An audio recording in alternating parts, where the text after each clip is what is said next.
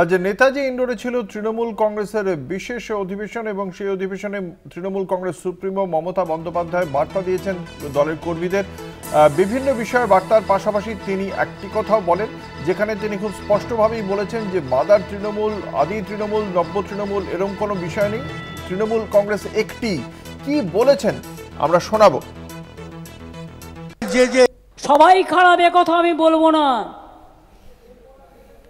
যারা ভালো তাদের আমি ভালোভাবে প্রমোশন দেব, আর যারা এই কাজটি করেছে আমি হাতে নাতে ধরবো কিন্তু ব্লকগুলো, কিন্তু তার জন্য আমার ডকুমেন্ট চাই, এভিডেন্স চাই। অনেকে আরও তার দায়িত্ব পালন করেনি।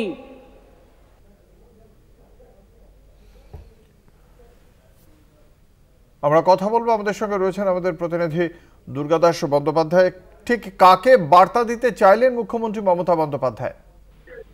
দেখো অঙ্কুর, বিগত দিনে আমরা দেখেছি পাহাড় থেকে সাগর পর্যন্ত তৃণমূল কংগ্রেসের ব্লক স্তর থেকে শুরু করে জেলা স্তর পর্যন্ত যে স্তর বাই স্তর তাদের যে সংগঠন, সেই সংগঠনের মধ্যে একটা বিভক্ত ভাব ছিল। সেখানে যুব তৃণমূল কংগ্রেস এবং মাদার তৃণমূল কংগ্রেসের মধ্যে একটা মানে পরস্পর বিরোধী মনোভাবের কারণে দুটো প্যারালাল লবি যেন চলছিল, এবং এর ফলে বিগত দিনেও কিন্তু বারবার তৃণমূল সুপ্রিমো মমতা বন্দ্যোপাধ্যায়কে বিব্রত হতে হয়েছে। দলের দলীয় সংগঠনকে শক্তিশালী করার ক্ষেত্রে অনেক সময়তেই তাকে অনেক রকমের পদক্ষেপ নিতে হয়েছে।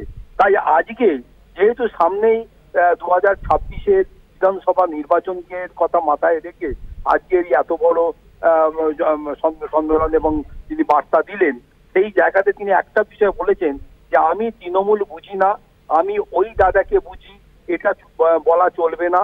এটা কখনো কোনো দলীয় যে দলের কর্মী তার মুখে এটা যেন আমি না শুনি, এবং এটা নাম না করে কার্যত আমাদের রাজনৈতিক মহলের অধিকাংশ লোক মনে করছে যে এটা অভিষেকের যে অনুগামী যুব তৃণমূল কংগ্রেসের অনুগামীদেরকেই বার্তা দেওয়া হলো, এবং স্পষ্ট করে বলে দিলেন যে 2026-এ কোনো ভাগ থাকবে না, কোনো প্যারালাল লবি থাকবে না, কোনো দাদা দিদির নেতৃত্বকে সামনে রেখে দলের কাজ করা যাবে না। দল একটাই, তার নাম তৃণমূল কংগ্রেস।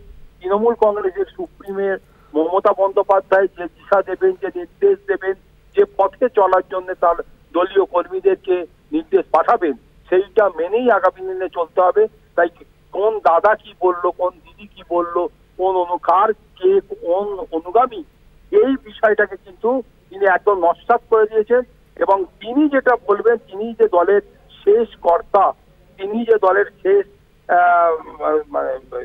নেত্রী, তিনি যেটা বলবেন তার বাইরে যে কিছু হবে না, এটা খুব স্পষ্টভাবে বুঝিয়ে দিয়েছেন। এবং আজকের মঞ্চে যখন সমস্ত তৃণমূলের ঊর্ধ্বতন রাজ্য নেতৃত্বরা উপস্থিত ছিলেন, সেই তাকে অভিষেক বন্দ্যোপাধ্যায়কে কার্যত পাশে বসিয়ে আজকে কিন্তু মুখ্যমন্ত্রী মমতা বন্দ্যোপাধ্যায় এই বার্তা দিয়েছেন যে প্যারালাল কোনো লবি আগামী দিনে তিনি বরদাস্ত করবেন না।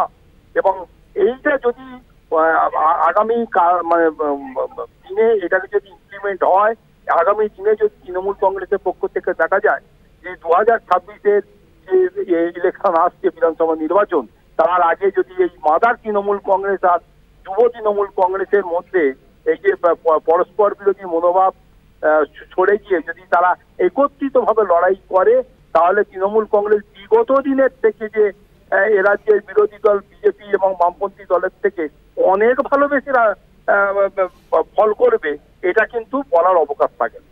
ধন্যবাদ। আমাদের সঙ্গে ছিলেন আমাদের প্রতিনিধি দুর্গাদাস বন্দ্যোপাধ্যায়।